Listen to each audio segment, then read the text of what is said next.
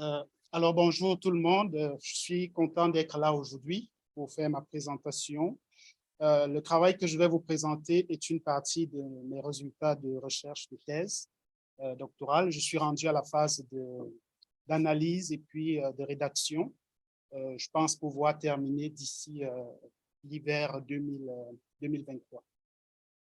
Donc, une partie de ces résultats porte vraiment sur les facteurs associés à la précarité de l'emploi et du travail des professionnels et professionnels de recherche de trois facultés d'une université québécoise. Alors, à la base, moi-même, je suis doctorant et puis j'ai été beaucoup impliqué dans la vie associative syndicale. Donc, je connais quand même la réalité des travailleurs contractuels de la recherche, soit en tant qu'auxiliaire de recherche, soit en tant qu'auxiliaire d'enseignement. Et donc, dans la vie syndicale, j'ai été impliqué comme président du syndicat des travailleurs étudiants. Donc, j'ai eu à discuter souvent avec toutes ces catégories de travailleurs-là, ce qui fait que j'ai été intéressé à comprendre vraiment ce qui peut expliquer la précarité des conditions de travail des professionnels de recherche. Alors, pour commencer, qui sont les professionnels de recherche? Les professionnels de recherche sont des travailleurs du secteur de la recherche. Ils travaillent dans les universités et les centres affiliés aux universités. Et chaque année, on dénombre à peu près 4 000 professionnels de recherche dans les universités et centres affiliés au Québec. On a à peu près 15 à 20 000 dans le reste du Canada. La plupart, le terme professionnel de recherche est une particularité québécoise issue de l'accréditation syndicale des professionnels de l'université dans laquelle j'ai mené mon étude. Donc, cette université compte à peu près 800 professionnels de recherche chaque année, dont 55% de femmes. 42% de ces professionnels de recherche sont en sciences, les facultés de sciences naturelles, 27,5% en santé, 15% en humanité, le reste dans le reste des facultés qu'on retrouve au sein de cette université. Donc, les trois cas sont âgés à peu près entre 35 et 44 ans. Ce sont des travailleurs hyper qualifiés, hein, 80% ont un diplôme de second cycle et 25% sont titulaires d'un doctorat PhD. Alors, quels sont les enjeux rencontrés par les professionnels de recherche? D'abord, la précarité de l'emploi. C'est des gens qui ont des contrats à durée déterminée, des contrats de très courte durée qui varient entre une semaine à un an. La plupart des contrats sont vraiment dus à cette tranche-là.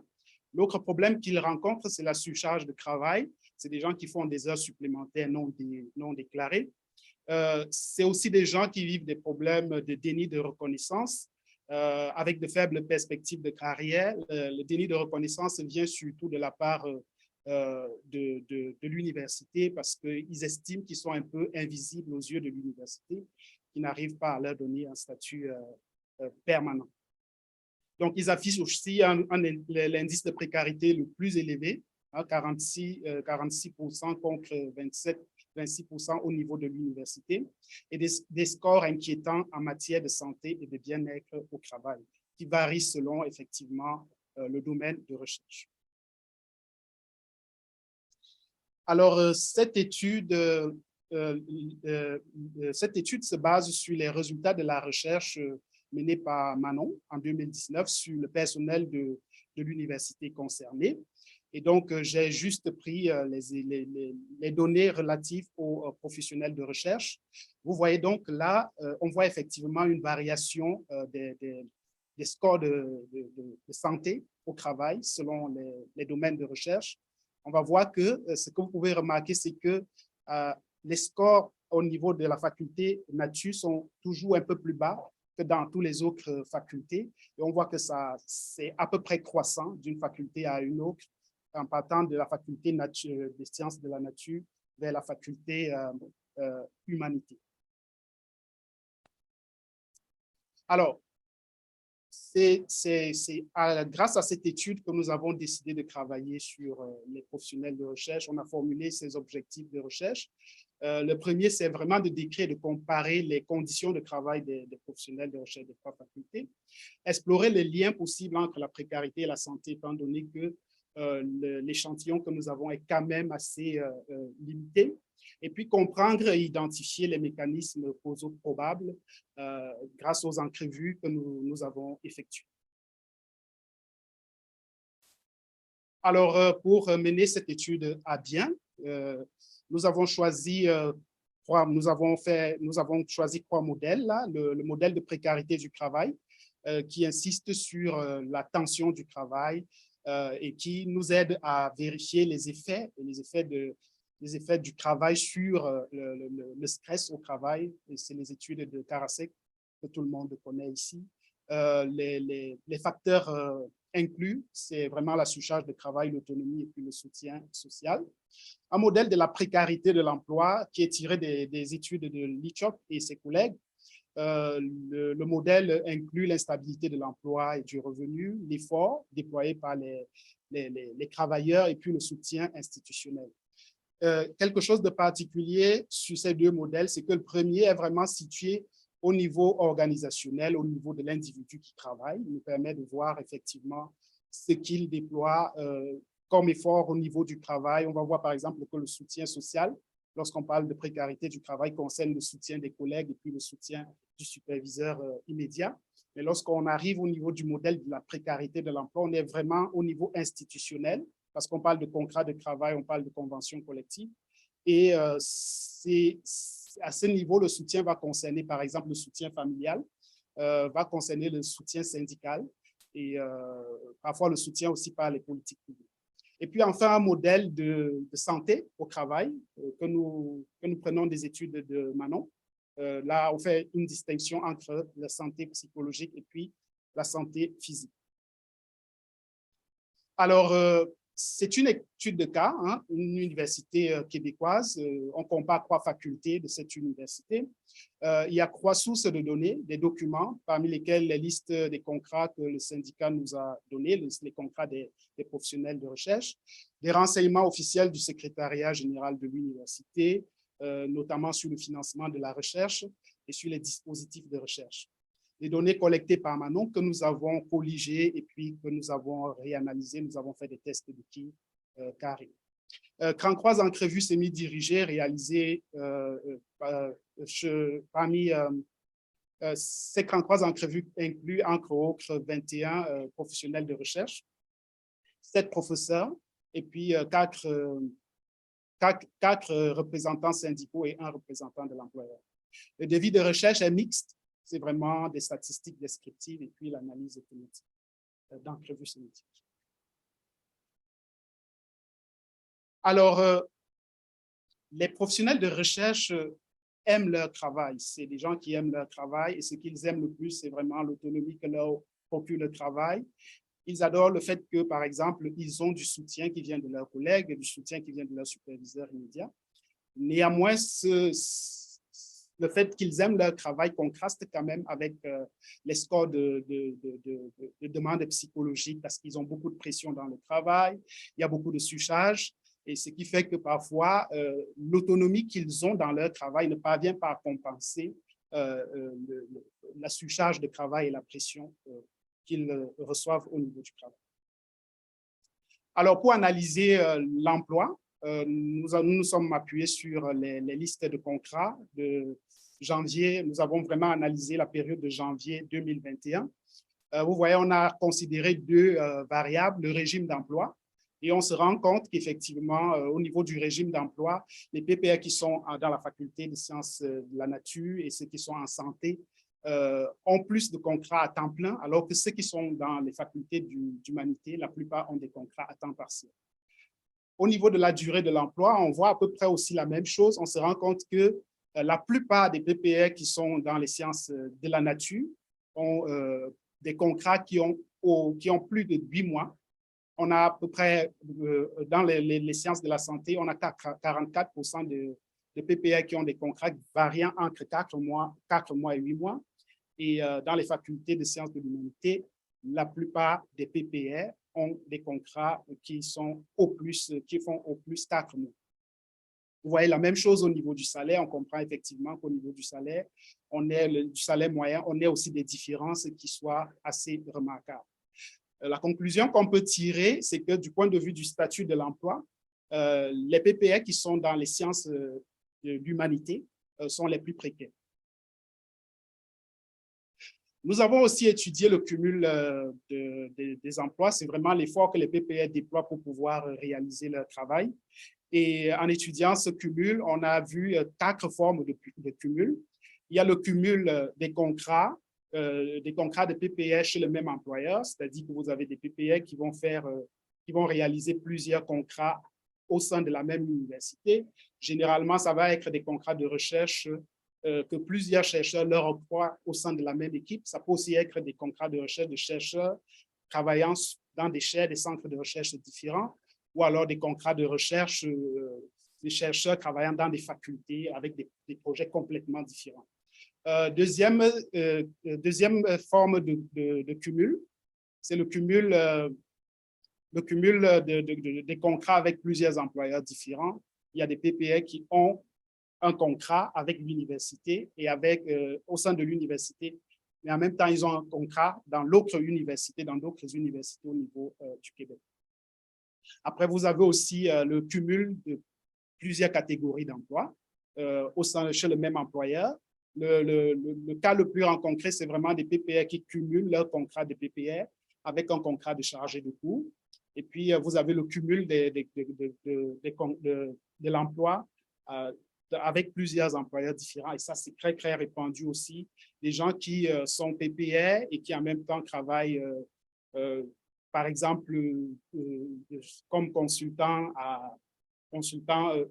la fonction publique. On a eu beaucoup de cas comme ça, là, des gens qui réalisent beaucoup d'emplois différents. Alors, les raisons qui expliquent le recours au cumul d'emplois, d'abord, c'est une question de calcul stratégique. Par exemple, c'est un PPE, puisque la plupart sont recrutés parmi les étudiants qui finissent leur doctorat ou bien qui finissent leurs études de maîtrise. C'est parfois pour avoir un CV, faire son CV pour préparer peut-être sa carrière en tant que professeur.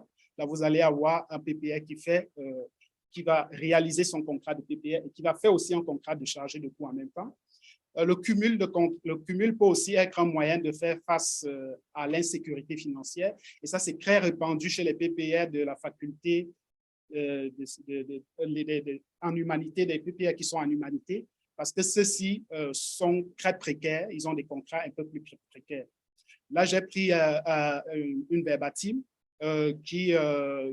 une PPE qui est en faculté en humanité, qui nous dit ici pourquoi est-ce qu'elle a choisi de cumuler des contrats. On nous dit simplement, sincèrement, c'est pour l'argent. La première raison, c'est vraiment instrumental. Mon salaire de PPE tout seul n'est pas suffisant. Mon salaire comme chargé de cours n'est pas suffisant. Donc, il y a vraiment cette pression financière qui amène des gens à cumuler des. Alors, les effets sur la santé, là, on a vu effectivement que tous les problèmes de santé physique et psychologique qu'on a rencontrés dans l'étude de Manon sont présents parmi les PPE de ces différentes facultés. Ce que je veux mettre un peu plus en exergue ici, c'est vraiment le lien entre la précarité du travail et la santé. On a vu que les PPE d'abord, la nature du travail peut entraîner des problèmes de santé. Les PPE qui sont dans les facultés de sciences de la santé seront davantage plus exposés à des problèmes de santé physique qui sont simplement liés au fait que parfois ils travaillent en laboratoire, ils vont parfois faire des expériences sur des animaux, ils vont aussi utiliser des appareils qui sont quand même qui sont assez demandants pour leur technicité. Deuxième chose, on va voir que souvent, c'est surtout les PPE qui cumulent plusieurs contrats, qui vont vivre des problèmes de surcharge de travail, et ça va passer par le stress financier, et c'est ça qui va, lorsque le stress s'étend dans la durée, et c'est ça qui va avoir des effets sur leur santé. Là, j'ai pris un extrait un peu qui montre effectivement la situation d'une PPR en santé qui a vécu vraiment des situations de blessures, et qui nous dit que c'est vraiment lié à la fatigue, vraiment lié au travail qu'elle fait dans son laboratoire. Même chose, on va voir que la précarité de l'emploi va aussi avoir des effets sur la santé. Et ça va passer surtout par le cumul d'emplois. Et ça va toujours toucher, ça va surtout toucher les PPR de la faculté humanité qui cumulent beaucoup plus d'emplois parce que ils ont des contrats un peu plus instables, des contrats un peu plus précaires. Et ça va souvent se traduire par une augmentation du niveau de stress. Là, j'ai aussi pris une citation. C'est vraiment une PPR qui nous dit, ben, ce n'est pas le poste, c'est vraiment le fait d'être PPR qui nous amène à prendre d'autres contrats. Et puis là, elle avait cumulé plusieurs contrats. Et c'était une PPR qui justement était quand même en situation qui prenait des anxiolytiques pendant qu'on était en train de faire des entrevues, qui m'a carrément confié cela. Alors, pour finir rapidement, les facteurs, la précarité de l'emploi en tant que telle est surtout liée à des facteurs d'ordre institutionnel. C'est des questions de financement des universités. Mais généralement, on va dire que c'est la durée du financement. Mais on va voir que la durée du financement dans cette université moyenne est de 3 ans et que les contrats varient entre une semaine et 1 an. Et donc, on va se dire, mais ce n'est pas forcément la durée du financement qui fait qu'on ait qui explique le niveau de précarité des emplois. Donc, il y a quand même le rôle de l'université ou bien le rôle du chercheur responsable qui va quand même séquencer les contrats et qui va pouvoir dire, selon le projet de recherche, je vais te donner un contrat qui a une durée limitée. Et là aussi, on voit aussi qu'au niveau syndical, c'est des gens qui sont représentés par un syndicat, mais le syndicat, quand on lit la convention collective, on se rend compte qu'il n'y a vraiment pas quelque chose qui permet de lutter contre la précarité. Et la raison évoquée par les représentants syndicaux, c'est que ils sont difficiles à mobiliser et les PPR sont très attachés à leur superviseur immédiat qui joue un peu le rôle d'employeur vis-à-vis d'eux. Pour ce qui est de la précarité du travail, on va voir que la précarité du travail est surtout liée à des facteurs d'ordre organisationnel. Les PPR qui travaillent dans des dispositifs collectifs de recherche, notamment des chaires et tout ça, vont avoir plus de soutien. Il y aura beaucoup plus de pratiques de gestion de ressources humaines qui leur permettent de faire face à la précarité, des professeurs qui se mettent ensemble pour pouvoir faire pallier à la précarité de l'emploi. Mais ceux qui travaillent avec des chercheurs solo vont souvent être un peu plus isolés et ne peuvent pas avoir les moyens dont bénéficient des équipes, les moyens qu'offrent les équipes de recherche, les grands dispositifs qui ont souvent aussi